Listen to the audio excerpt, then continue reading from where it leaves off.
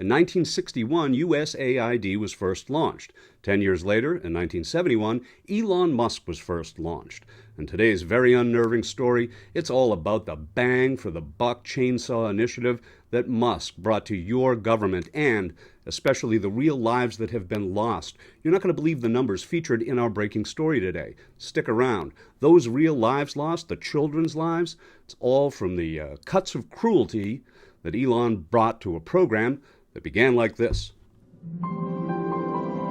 In 1961, the late President John F. Kennedy signed a law that established USAID, the United States Agency for International Development. It has been 50 years since the first group of USAID directors left the United States to conduct their mission of extending American aid to promote peace and development all over the world. I cannot think of any action which is more important to the effort in which we're engaged than what you are doing, and the presence of the United States as a leading power in the free world is involved in your work directly. Noble, sophisticated, and smart leadership. Well, I hate to do this to you, but this comparison, it's going to seed your outrage. For today's breaking story, it's coming up next. We have massive amounts of fraud that we caught.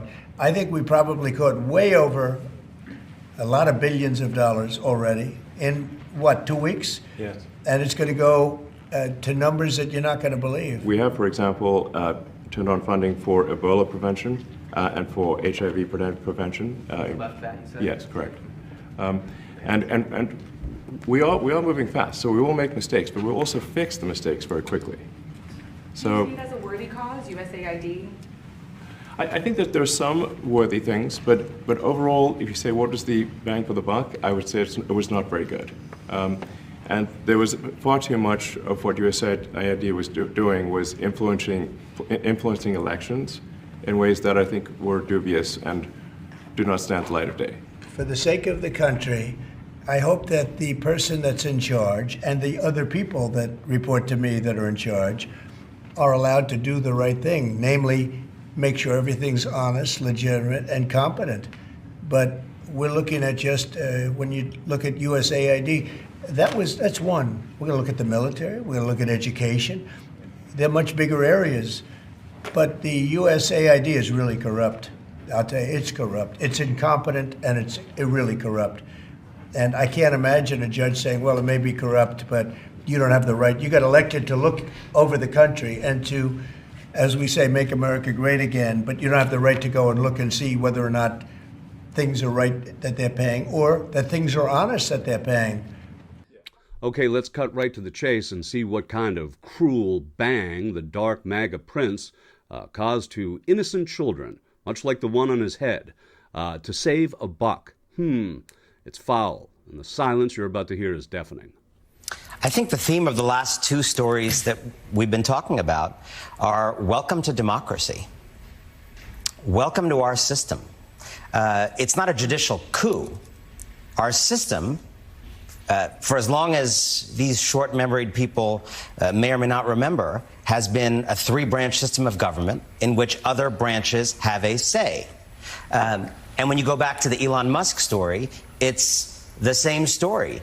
He didn't just leave. He's not just slipping out of Washington. He was chased out of Washington by democracy, by people saying no, by people protesting so much around his cars and dealerships that he lost billions and billions of dollars, by people raising their voices, by people filing lawsuits. And by the way, Donald Trump was saying, I think he wrote, he will always be with us. That's something the Rev might say in a eulogy for someone. So he will always be with us. I mean, and I just want to say, we can tell the Elon story and this kind of disciplining by democracy as a story of someone leaving.